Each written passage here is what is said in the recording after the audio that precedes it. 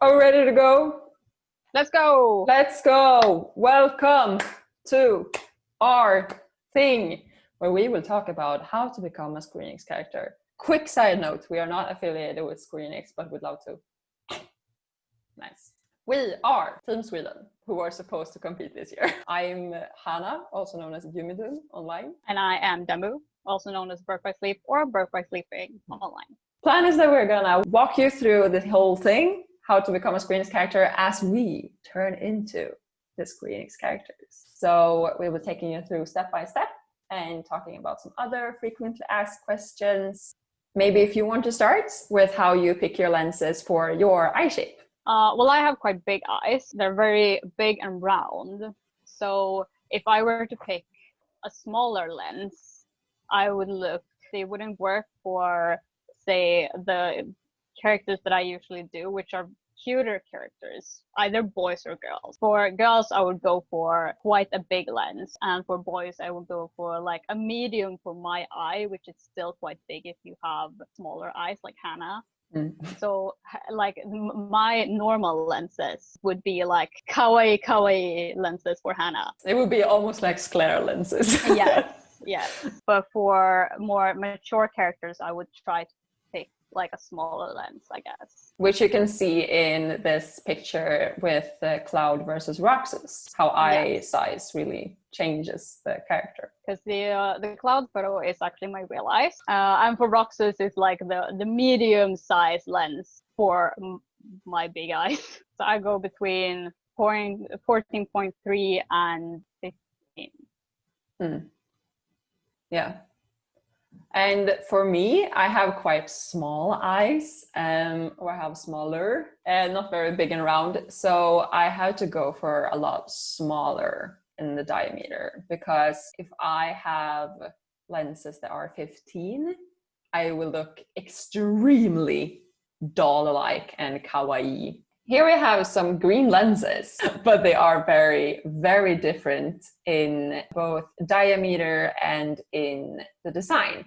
Now you can't really see the diameter change because I zoomed in so much, but you can see a lot in the design how much it changes the appearance of the lens. So the upper left corner is my Cindy and Aerith lenses, which are a much softer green, and it's a lot more natural design with the lines and everything. So they work a lot better for like Final Fantasy characters, while the lenses in the bottom right corner, which are called the twin loop, they are a lot more anime, and I wear them for characters like Riku, and I have the same in other colors for Axel and Anti-Aqua as well, because they look a lot more animated, so they work a lot better for like Kingdom Hearts than Final Fantasy, which are becoming more and more realistic with every game they release. My plethora of blue lenses.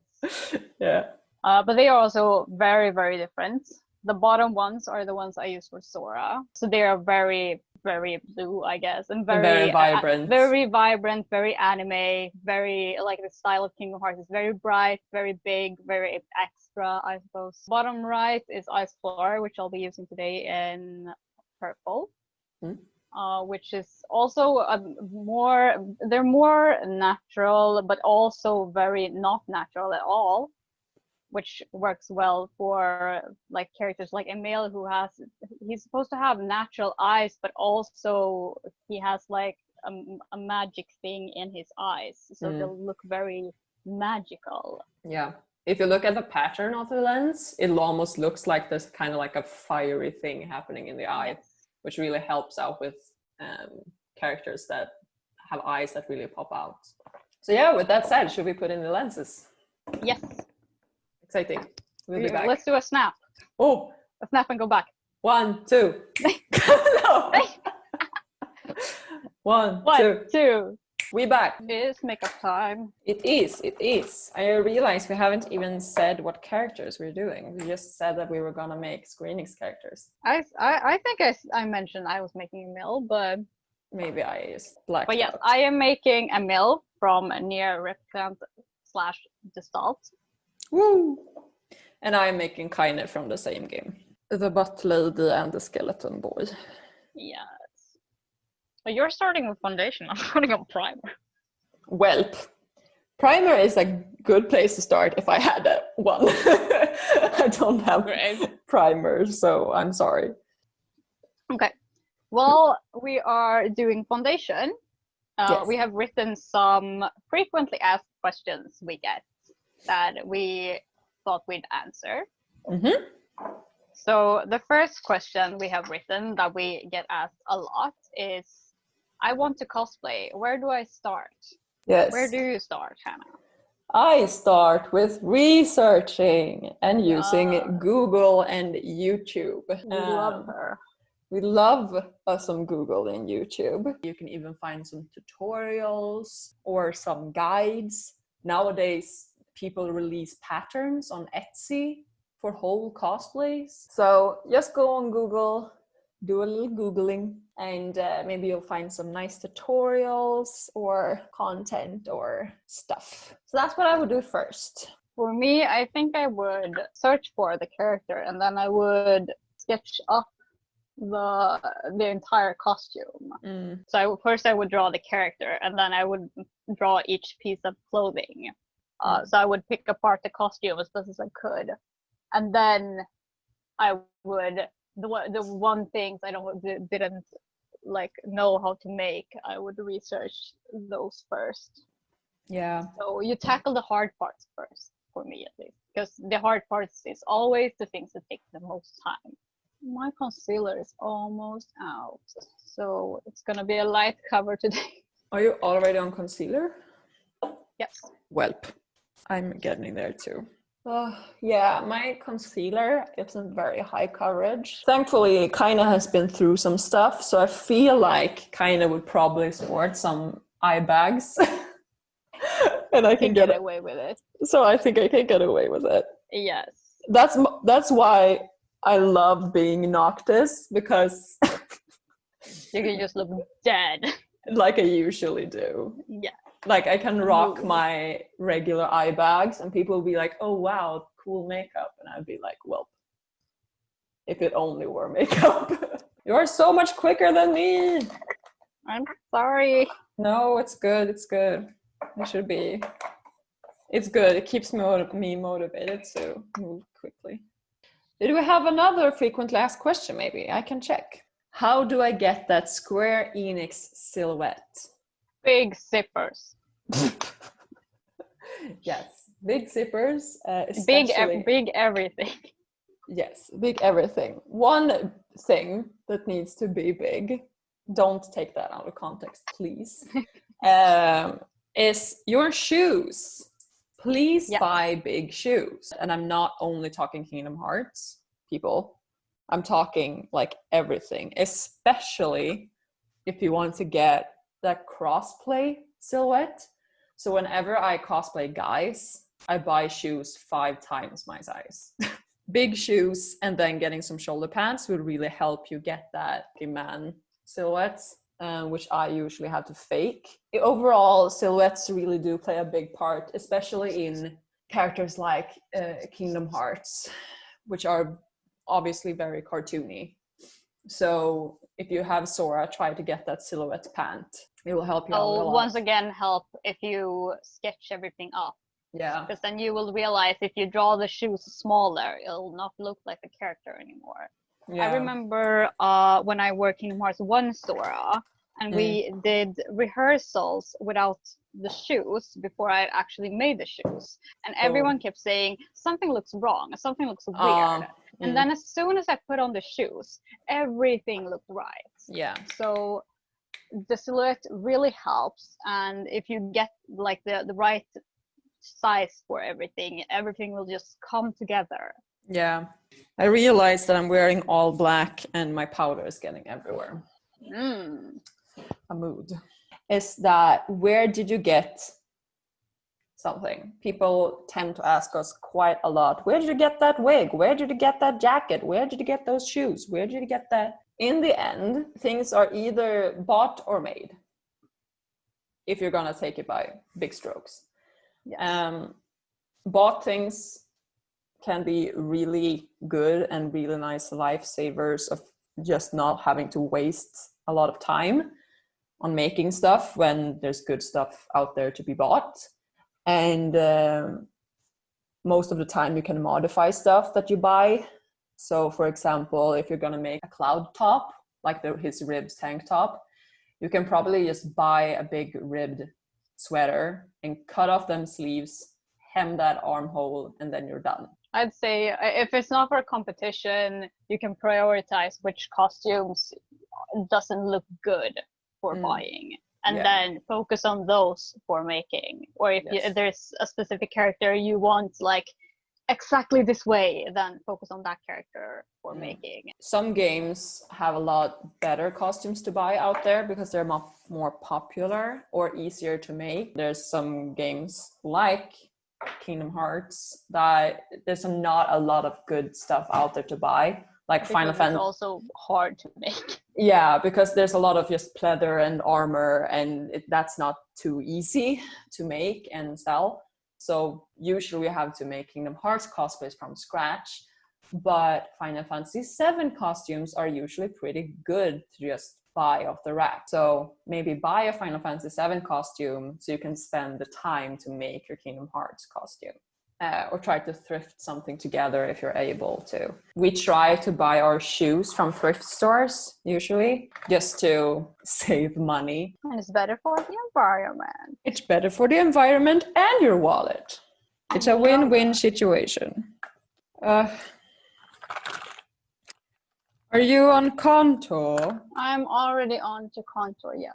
A quick thing on Contour, people. Look at your character and get a feeling of the warmth / coolness of your characters. And then I'm talking about the colors, not if they're cool or not. We can see that characters like Aerith have a lot more warmth on their face compared to characters like Kaine, which looks dead.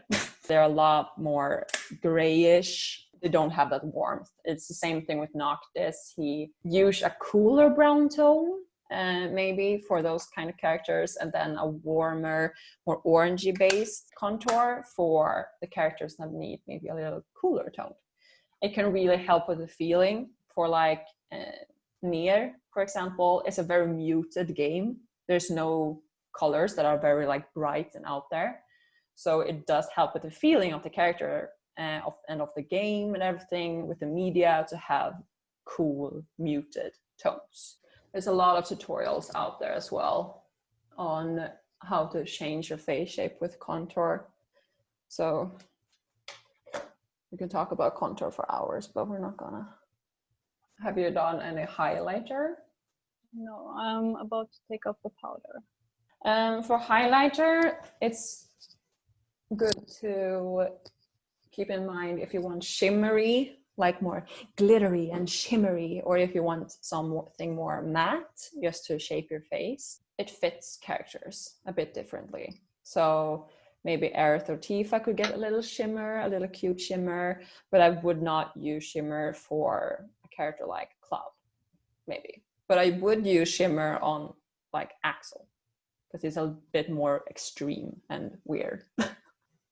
This is probably going to be something you can't see through Zoom, but I'm using just a normal matte white for highlighting / just like bringing out the middle of my face a bit more. I'm gonna use actually a shimmery highlighter because I think kind of could be extra like that. I'm using one that is, once again, it's very pale. And it's basically just silvery white because I want to keep that muted, almost white gray look of the game. Oh Lord, this highlighter is insane. Ah! No, it's getting worse. No, stop. I'm turning into the Tin Man of the Wizard of Oz. You talk. I'm done with my pulled pork now, guys. If you can see that stuff has happened behind me. It is tape time. I have quite a chubby face, so I don't want to lose all of the chubbiness, but I want to lose some of it. You want to put it in other places, basically. Yes, I want to move it upwards. I don't want this part as much as I want to have more of a jaw on the side. But for Emil, I'll pretty much just pull upwards rather than outwards because he is a child. He's so more cutesy. I want to look more like a child, but a snatched child. Yeah, but because as you can see in the picture on the slide in the PowerPoint as well, what Demi just said about pulling upwards, usually you think about pulling up or you pull out.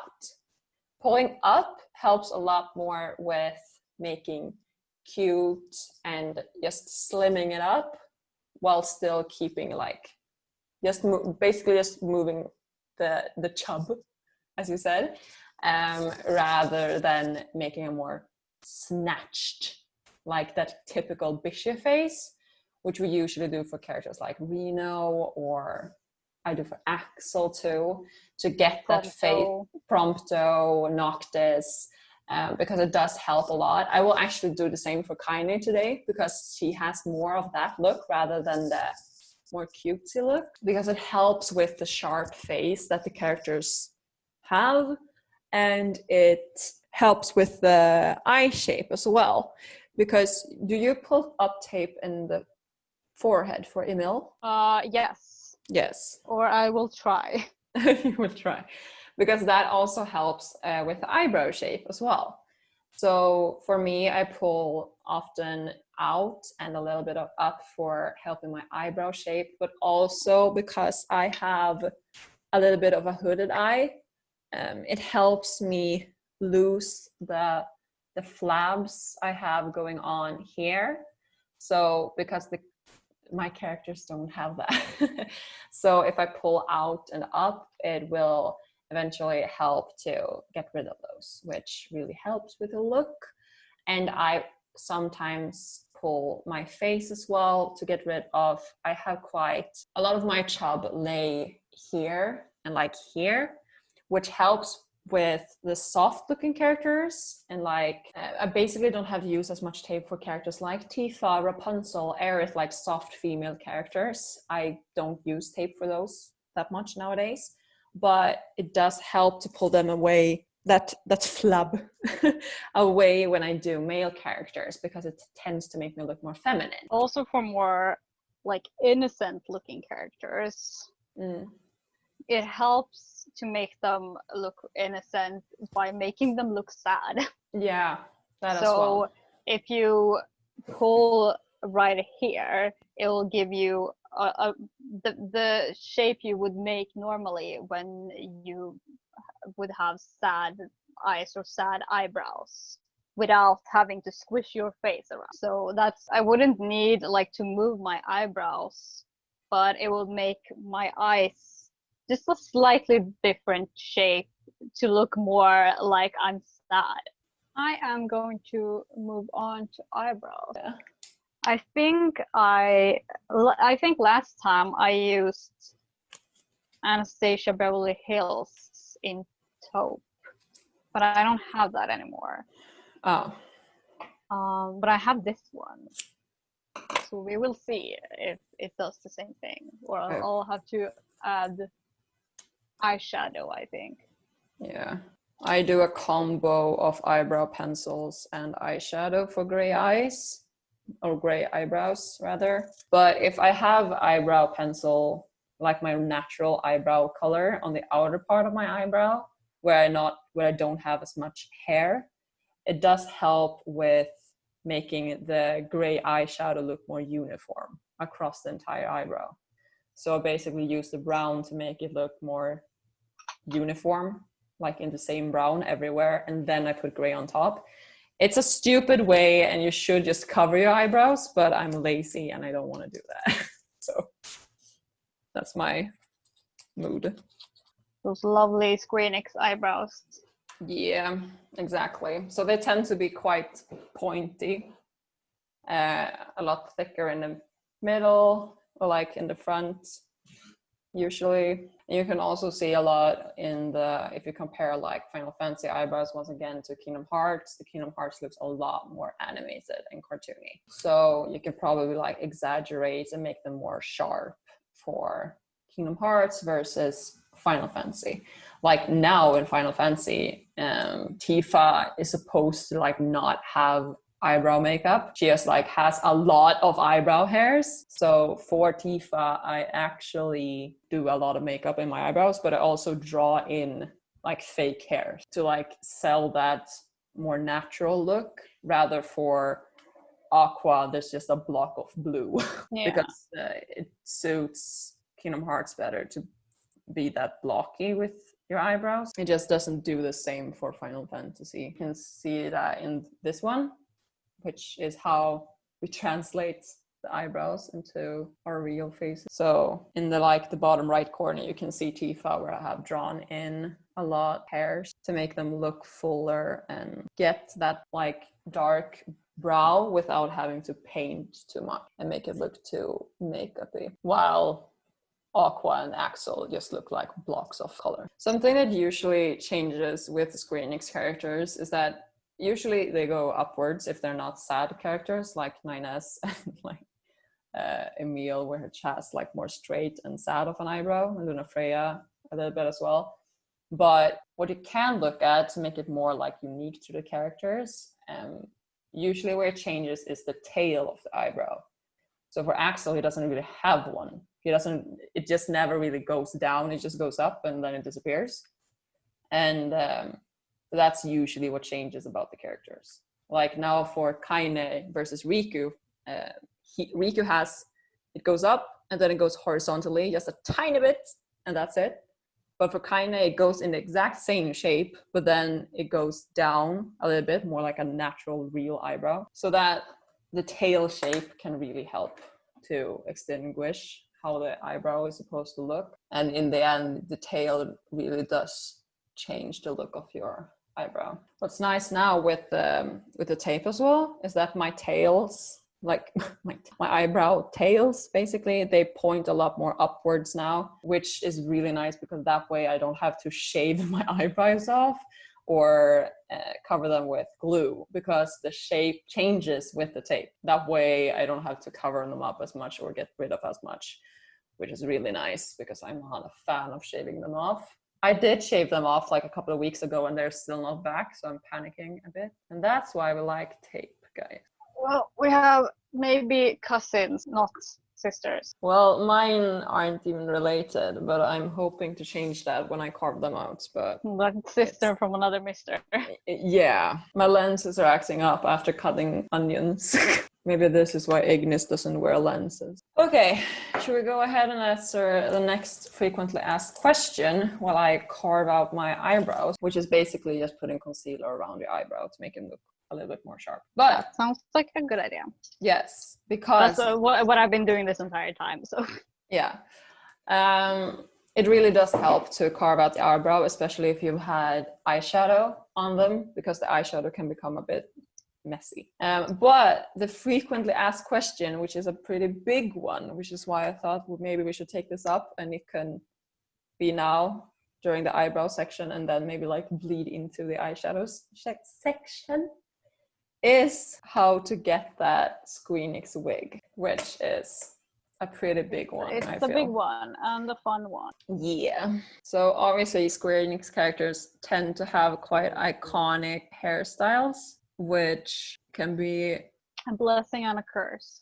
But the main thing that we both agreed on that we wanted to point out when it comes to Squenix wigs is use heat when styling your wigs, please, people. And with heat, we mean maybe applying a bit of like a hair dryer to put on some heat on your wig, then hold it in shape where you want it and let it cool down in that position. It will do wonders, believe me. Things that heat can actually do a lot more and help a lot more than people realize. And it will help out with keeping its shape even without hairspray. Imagine you have to put your wig in like a bag or something. The heat will try to keep the shape. Hairspray just there as like a supporting thing. Because wigs are usually synthetic, which is plastic. So heat plus plastic will just like not like melt it to destroy it. It'll just like melt it. It depends on what heat you use, but if you use it on a low heat, it'll just melt it into shape, just like if you're using Warbler.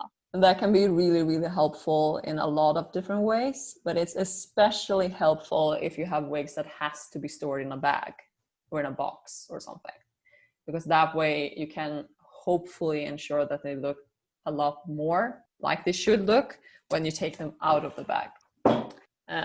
But it will obviously help with everything and anything. But for characters like Tifa, for example, Tifa is a bag wig. She lives in a bag, and there's no reason for her like natural hairstyle to cover her in hairspray, but the heat that you styled it in earlier will help it when you get out to keep its shape. That's why when people usually ask like, how do we style wigs, it's just like, we don't really use a lot of tools. It's just like a scissor, a hair dryer, hairspray, and a platinum iron. Yeah. You don't really need a lot of other things. Maybe glue, but it's not necessary for every wig.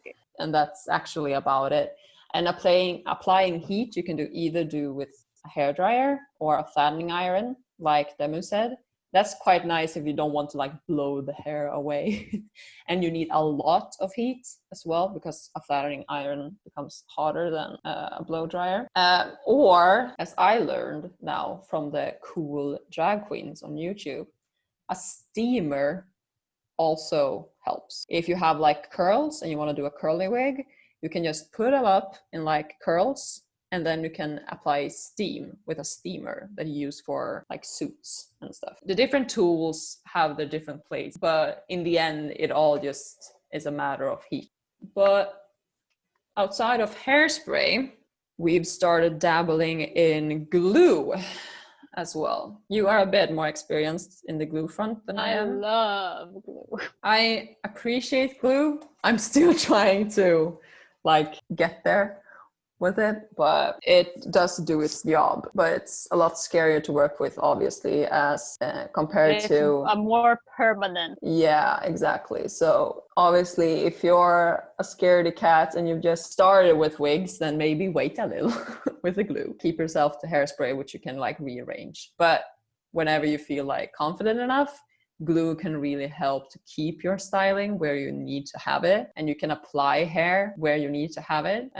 So it's really useful. As like a stepping stone, I would suggest not gluing, but rather sewing wefts in. Yeah. Like either taking out or sewing wefts in as like a stepping stone to glue, which is more permanent. I did a lot of sewing in my wigs. Then I got lazy and time started to run out of my hands, and I realized that glue was a lot quicker. But obviously, then if you're more confident in it, it's fine. But if you feel unsure, I would rather sew it in so I can easily take it out if it doesn't work the way I want it to. Yeah. And then a good note about glues is that most probably for most things in wigs, you will probably want to use a flexible glue. Obviously, there's different kinds of glues, but if you use a glues like more textile glues or like all around glues, they are a little bit more flexible.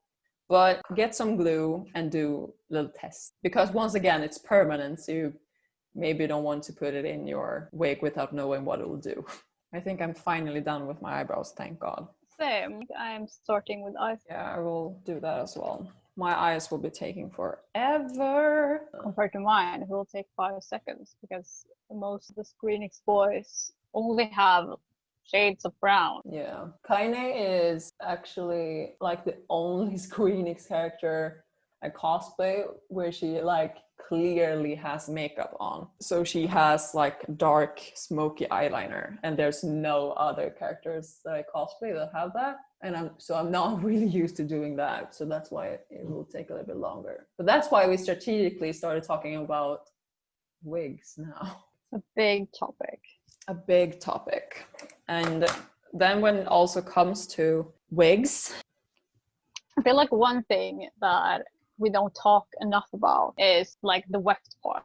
Yes. We basically always do nowadays, even though you kind of don't have to, but it looks so much better. And it's such a simple thing. Basically, all wigs have this thing where they sew a lot of hair into the front of the wig. So what I usually do nowadays is that I take out like every second weft of the front of the wig just to make it more flat. Yeah, that way it's shapes a lot better to your face and head, which makes it look less wiggy, if that makes sense. It looks more like your hair rather than a helmet of hair on your head. I do that as well. My Cindy wig actually she has a ponytail in the middle of her head where I just taken all this hair and I just taken it up here and then it's covered by a cap, so it doesn't matter. That's because her bangs are so thin because they're supposed to look very natural, and usually you don't have like that much hair here. So removing all of that hair makes it look so much more natural rather than if I would have this chunk of hair. So I do that for almost everything, unless they have like spiky front bangs like Kingdom Hearts characters. They can still need a lot of hair to get those spikes, but for characters like Tifa, Cindy, Noctis, I did it for Persona 5 characters as well. They all need hair removal from the front. In my experience, even the Kingdom Hearts characters need at least removal closer to the face, because you don't want like the strands that are closest to your face to be super thick. You rather want that on the top parts of the wig rather than your face. And that also helps a lot for people like me. I have a really big head. If I have too much hair on my head, it will make my head look even bigger. And if I remove hair, it will look just a lot slimmer. But I think with Kingdom Hearts characters, you have to remove some, but you have to be a little bit more strategic where you remove, depending on the characters. Like for Aqua, she has it pretty much flat on one side, and then there's a lot of spikes on the other one. So I removed a lot of the hair on the flat side, but I didn't remove as much hair on the spiky one. But I did remove some.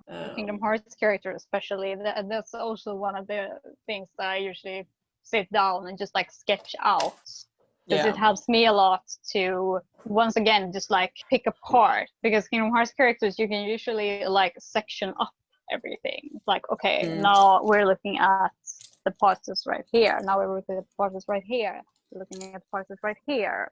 It's a lot of shape.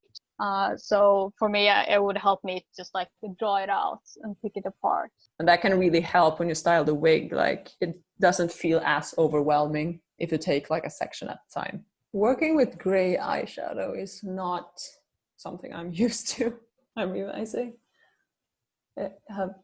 I don't remember at all what I did, but I'm going in with a light gray all over my eyelid and then just going with the darker grays in the outer corner. Like Demu said, keeping wefts in mind with a wig is it really helps a lot, and it does change a lot. And that, of course, also goes into if you need to add more wefts to a wig to make it more fuller, which usually could be helpful or needed with very thick, spiky characters like Cloud.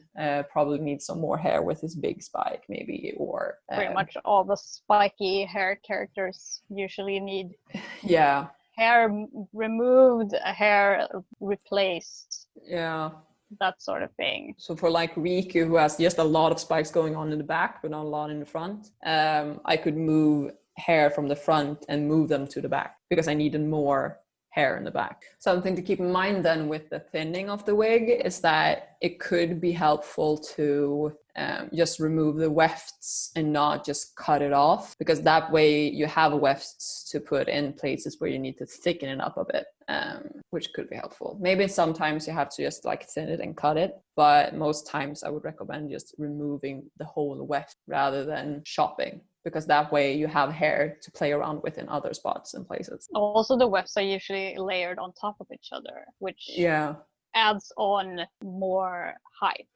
So if you remove them, they'll sink down closer to your own skull, which will help your head not look as big. And that's also something you can find. It's a lot of like the more expensive wigs. Like whenever a wig brand has like a more expensive wig, they usually have like one weft is actually like 2 or 3 wefts, just to make them thicker.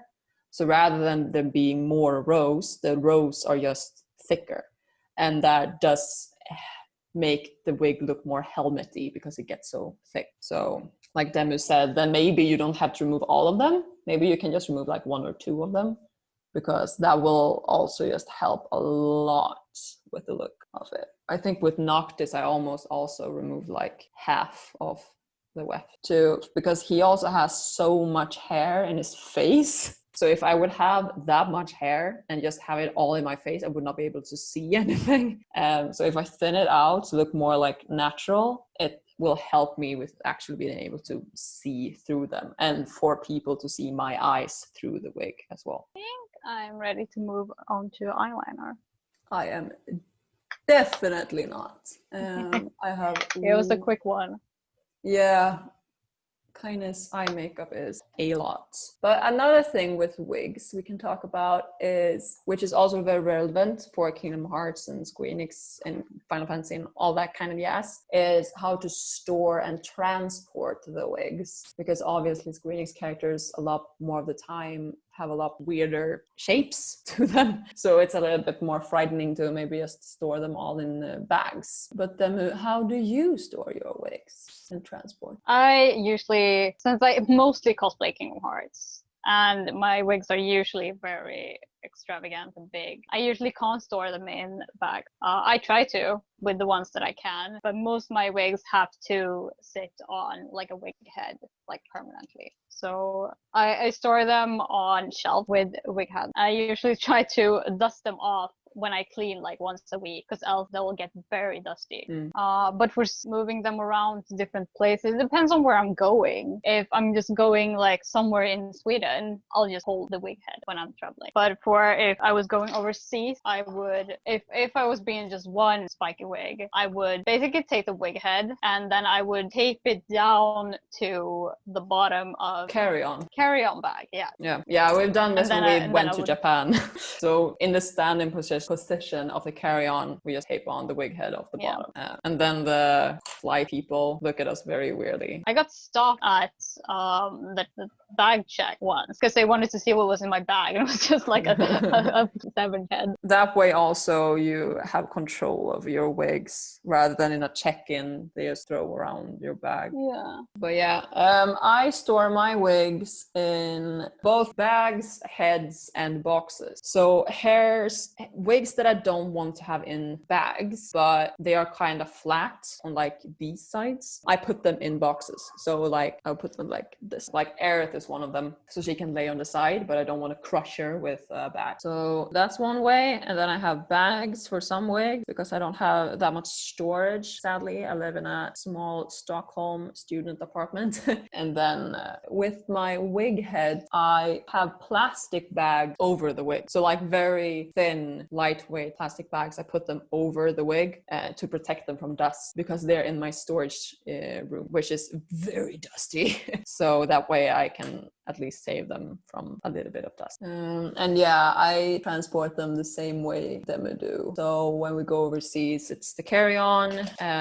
But if I just go in Sweden, I will just hold it with my hand. I've started experimenting with putting wig stands in big bags. So I have like a big bag that's like this, and I've taped a bit of cardboard in the bottom and put a wig head in it and attached the wig head to the bottom, because that way I can carry the wig head with me, but I don't have to carry it like this, because this grip on a wig head will start to be very frustrating very quickly. Maybe I should just like abandon this eyeshadow situation. I feel I have to go on to the eye pencil, otherwise I will be here forever. We have an eyeliner slide, right? We do. Here are some eye shapes again. Square Enix does a lot of stuff with their eyes. Eyes are really important for Square Enix characters, so it's really good to just take the eyes in mind, which is why we have slides about the eyebrow, the lenses, the eyeliner, eyelashes, because the eyes are the windows to your soul. And that applies to Square Enix as well. and just with like cropping out eyes like this, it becomes very clear what character it is. So take a look at your character, take a look at the eyeliner shape, try to copy that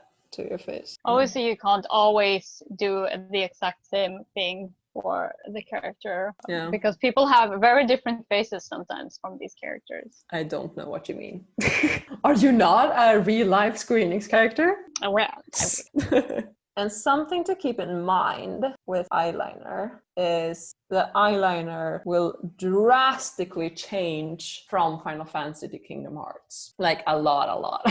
And that's because we're back in the, is it animated looking or is it realistically looking? If you look at characters like Prompto or Noctis or Tifa or Reno, there's no eyeliner on their eye. There's not this like extreme black outline of the eye that is more common in Kingdom Hearts and like more animated anime characters. So it does get a little bit more difficult, but you still want to use eyeliner though, because it will really help bring attention to your eyes. And with eyeliner, you can really change this shape your eye. So even if you look at Prompto and be like, it doesn't look like he wears eyeliner, you can tell that there's a lot of like redness around his eyes, and you can use that redness as well to change the shape. the most important thing with character doesn't look like your face is just like to put eyeliner on the right place. Like for Prompto, I would try to use less eyeliner like in the middle of my eye, because that's the biggest part of my eye, and I would use more eyeliner around the corner. And for Kingdom Hearts, I would use more like around the entire eye and then drag it down a bit, so it will become bigger. You can see on the photo of the side profile Sora that his eyeliner goes very much down. You can see that on, if you compare Tifa to Jessie as well, which Tifa is the middle picture and Jessie is the middle on the left, is that neither of them are supposed to have eyeliner, but their eyelashes almost shape an eyeliner. Exactly. And that's more of a thing in Final Fantasy nowadays, is that they don't have eyeliner, but they have eyelashes that are just like so intense that they look like eyeliner. And then on Tifa, you can see how it goes like it goes a little bit more downwards. As with Jessie, it goes up. And that's the same thing as Demu said with Sora. On Sora, it goes down. But then if you compare that to Aqua, it goes up. And that will really help with your eye shape. Maybe we had another eyeliner slide. No. Nope. But we can talk about that one as well. Let's do it. Which is, how do I pose for pictures? We have this saying that we usually stick by for almost every character ever. And it is shoulders back and hips crotch forward. And we tend to do it a lot. Basically always, but guys, it just looks so good. Like that is the default pose of any and all Square Enix characters. If you just like go into any of the games and just like don't touch the controller, they will default into this pose. Yeah, always. Say one of the more extreme examples are definitely Kingdom Hearts. Yeah, where their idle pose is all the way crotch forward, shoulders back. It'll always look like their shoulders are slightly dislocated because they'll be back here when your normal shoulders are here. We started posing like that, I think mainly for Kingdom Hearts, because we noticed that they were always standing like that. And then it just transferred to every character ever.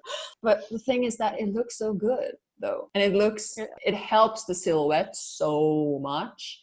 And it does help with that Square Enix look a lot, because a lot of the characters stand like this. Noctis stands like it as well, if we're gonna take a non-Kingdom Hearts character as an example. So Keep telling you, all of them stand like that. All of them, yeah. Like you can tell, we even do it for female characters nowadays. So it just really helps. It looks great. If you've ever met us at a con and taken a picture of us, I will promise you that we have shoulders back and crotch forward.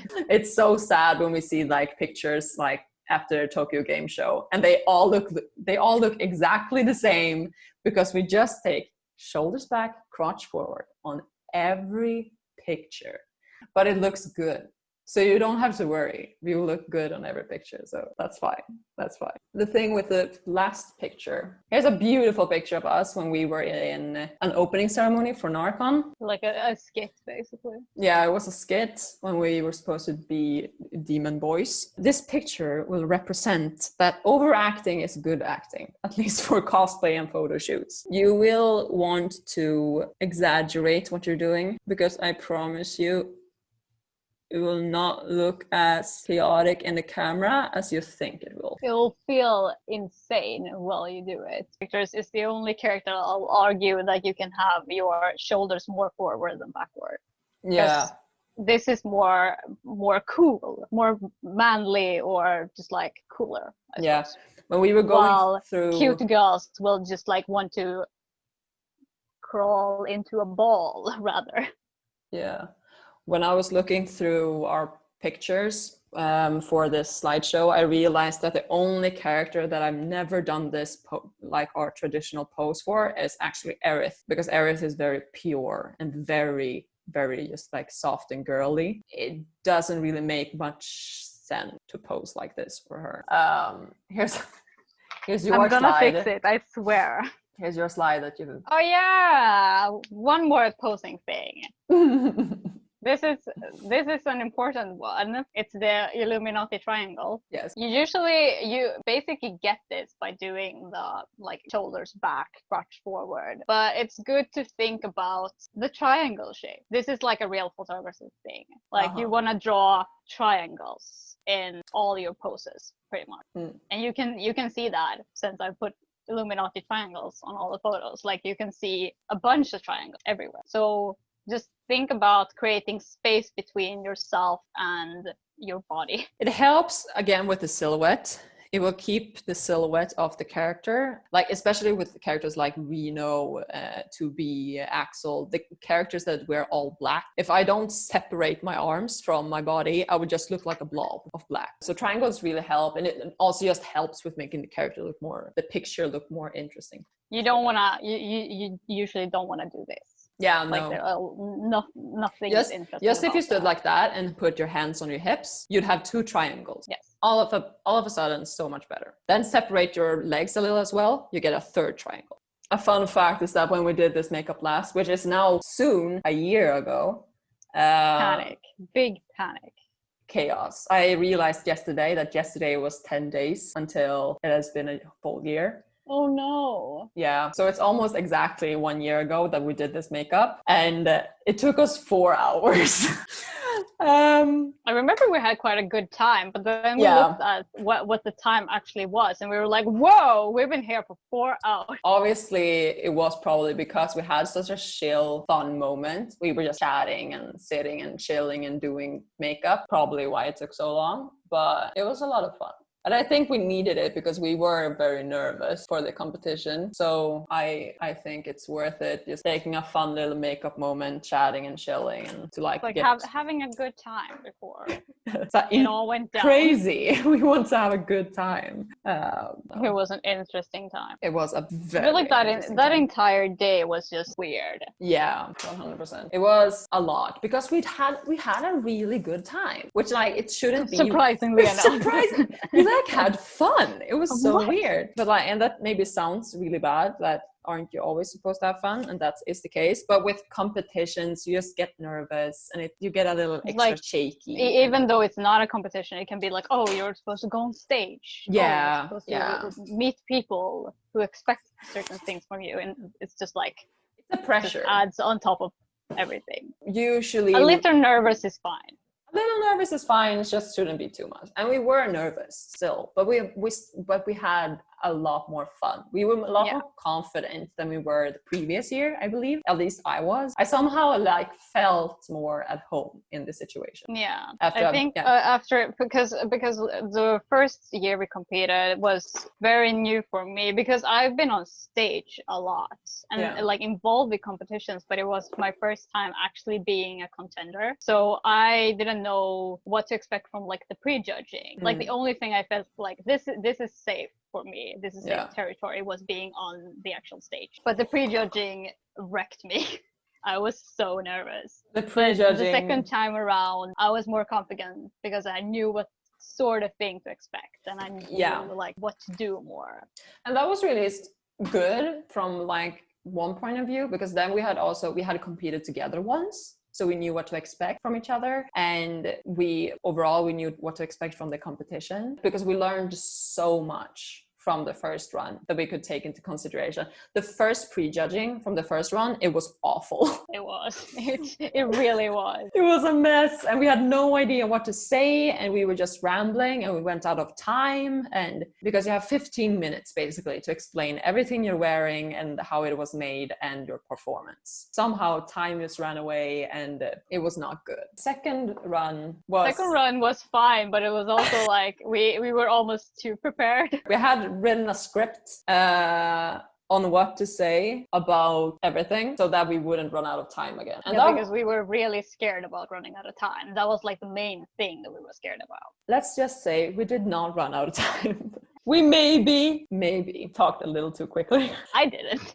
Well, I did. it like, I wish there would be a recording of it, because we literally went in, didn't almost even say hi. No. It was just like walk in and then chaos. And then everyone just burst out laughing. Like all the judges was like, stop. Slow the fuck down. It was a mess, but it was really fun. They were laughing with us, not at us, but they were just like, please slow down, because I have a tendency to talk really fast. And then I was determined to talk fast. So it was a mess. And that way also, I was talking so fast that I kept forgetting things. It was basically Hannah talking and then me being like, oh, and this thing you did. Oh, and this thing you did. Yeah, I kept forgetting, like telling about the most important stuff. So Demu had to correct me and be like, well, you remember you did this as well? And I was like, oh yeah. Well, we had a good, I think it kind of helped us as well to be more relaxed. That we just like created like a very silly mood at the beginning. We were a little bit more relaxed, which helped. Are you putting on lips? Because I am. Yes, I am. It looks like I've eaten blooper. But here, lips. Lips was a thing that we also talked about on the prejudging. We were so proud of that.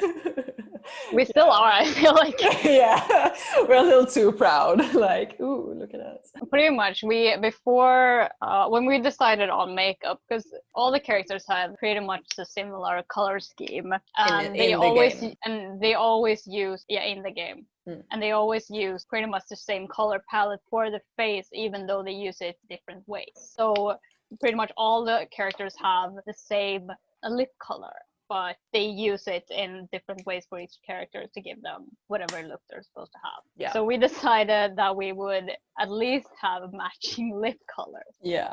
Very important, I know. So we went out on a quest to find the perfect near lip. We tested way too many colors. Then we found the perfect one, and we bragged about that on the prejudging, and they were like, we don't really care.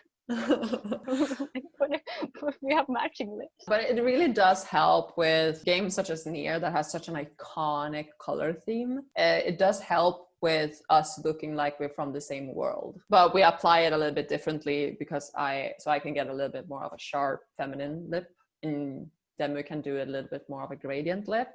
As you can see in the slides, the lip shape will change a lot on the characters, and it will help a lot with how you do your lips. Like if we just look at characters like Yozora and Riku, which are essentially the same 3D model, Yozora has a lot plumper underlip than Riku has. So just putting a little bit of shading underneath your lip, instantly you look more like Yozora.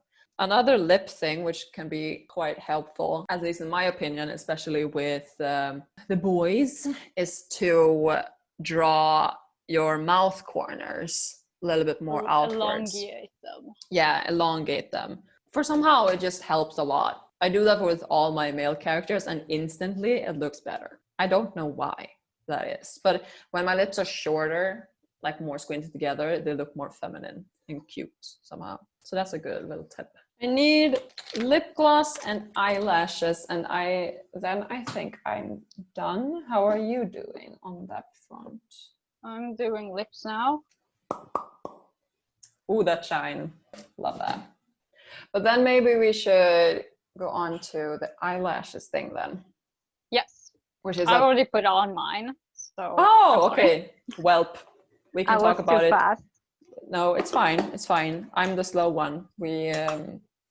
I was supposed to be faster than I let you down. So, but we can talk about eyelashes while I do mine. One quick little note about eyelashes as a starting point is that if you're cosplaying from Kingdom Hearts, have eyelashes on. All Kingdom Hearts characters have the thickest of lashes. This includes the male characters, even more than the female characters. Sora have thicker lashes than Aqua does. Terra. The thickest eyelashes in the history of Kingdom Hearts. Terra has the biggest drag lashes ever. So please put on lashes while cosplaying from Kingdom Hearts. I have lashes for Riku and Axel too. Like if you've seen this picture in the bottom right, this Axel, just seeing that eyelash poke out in the silhouette, so much more Kingdom Heartsy all of a sudden. It also just looks more interesting as well. We don't do underlashes as much. The only Square Enix character I had under eyelashes for is Cindy, which is the second picture from on the bottom. But that's a thing. Oh, I have used underlashes for Alice from Sinnoh Alice. I feel like the more anime they look, or the more cartoony they look rather, the more eyelashes you will probably need. Like the two girls I have in this slide, they are anime characters. It's Shiro from The Game Life and then Rika from Idolmaster. Those are the characters I would use eyelashes for. Characters that we actually don't use eyelashes for. I don't use eyelashes for Noctis just because they look so natural nowadays in Final Fantasy that it's hard to get away with eyelashes on boys without them looking like girls, sadly. It can work with some characters maybe at some times. It would have to be very specific, I think. But usually eyelashes they just help out so much. And we have some examples of lashes. On the very right, we have underlashes. So that is if you want to have an underlash, it's not as useful in Square Enix because if they have underlashes, they are usually very short. They could be very prominent, but very short.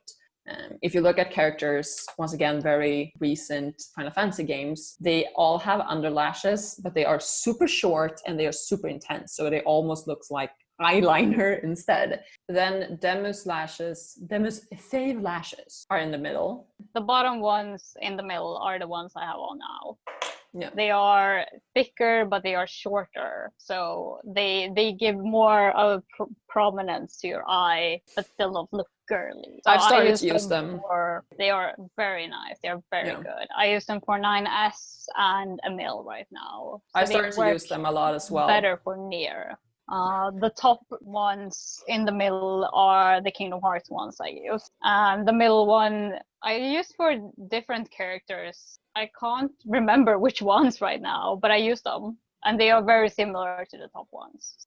Yeah, I used the bottom and the middle ones as well. I use them for characters that need volume to accentuate the eye and shape the eye, but that don't need length. But my lashes, which are the ones on the left, are taken in a very bad light. I'm sorry, people, but the top ones are actually brown, and I wear those for Rapunzel, which I realize is not a Square Enix character, but I just wanted to say that brown eyelashes can be quite nice for blonde Final Fantasy characters. Since nowadays they look so natural, they don't look as makeup-y anymore in Final Fantasy. It can help to have brown eyelashes for blonde characters to just make them look more soft, basically, not as makeup-y. The middle ones to the left, I'm putting on at the moment. They are my favorite lashes. I wear them for almost every Square Enix girl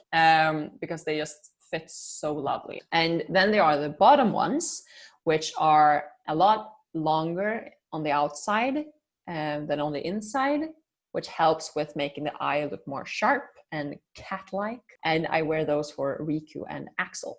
But if you compare them to the ones above with the orange package, the orange ones are more wispy. They look a little bit more soft on the outside. And the softness usually helps them look more feminine. So the more sharper, edgier one on the bottom left, they fit the male characters a little bit better, in my opinion at least. I am done. Well, I am very soon done. Then there's Wigu time. Wigu time. We have one last question-ish. Yes, very true, very true. But then I will see you soon. It feels so weird to see this again. It's like flashback to the past, but it's not really the past. I noticed that I have some blood leftovers. We all do. This boy right here also has blood on X places. Mm-hmm. We had blood in our performance, if you didn't know. And apparently it's still a little bit of here. It is everywhere. But okay, one very last thing. How do I use this? How do I apply this? What do I do with this information? And what comes next? What comes next? Take this information and just try to apply it best you can to the character you're gonna cosplay according to the media. If you followed us through this journey, you probably noticed that we talk a lot about how Final Fantasy compares to Kingdom Hearts and how Nier compares to the others. We always talk about if we're gonna make a Kingdom Hearts-y wig, if we were gonna make a Final Fantasy wig, because those like adjectives then they mean so much in the style and how we approach things. We've obviously talked a lot about the games that we cosplay from because that's what we know about. But if you think about other Square Enix games like Dragon Quest or Octopath Traveler, of course, this all applies to them as well. Just look at the media, look how they translate to real life and how far you have to go to achieve that. And even though they all are vastly different from the different games, they all have a lot of stuff in common, which you probably also realized. They still have a lot of similar things and stuff, but you can tweak them. And that will really like up your Square Enix game if that's what you want. But most importantly, have fun. Have fun. When we competed as Kaina and Emil, we had fun, and that's what's most important. And obviously, like now, even to this day, we remember that we had fun. That is what you will remember. If you've had fun, you will remember that you had fun. If you didn't have a good time, you will remember that you didn't have a good time. It's supposed to be fun, guys. It's not life or death. It's not a Square Enix game where the main character always dies in the end. Spoiler alert. And even though we have a bunch of like knowledge about like Square Enix characters or cosplay, doesn't mean you have to do it this way. Do it your own way. This is just how we do it and what we recommend. But you do what makes you happy. And the main goal is to have fun in cosplay. So as long as you're having that, you're winning. But with that, we are actually done. A billion years later. Thank you so much for coming to our TED Talk. Yeah, thank you so much for listening. I hope you learned at least something. And if you didn't, I hope you had fun anyway. Yes, exactly. I hope you had at least a little fun. Maybe our Swedish accents was fun enough for you. If you have any questions about what we said, you can of course contact us on Yumidun or Birth by Sleep or Birth by Sleeping online, and we will try to clear up some stuff. And of course, please support the World Cosplay Summit Kickstarter. That's what we're all here for, and that's what we really want to push with this whole thing. We don't want to lose this event. It's such an incredible event, and we need all your help to just keep this alive, please. It's a very little time left on these Kickstarters, so let's do a final little push, everyone. But thank you again. Thank you for watching. Thank you for coming and hanging out and having fun. Bye. Bye.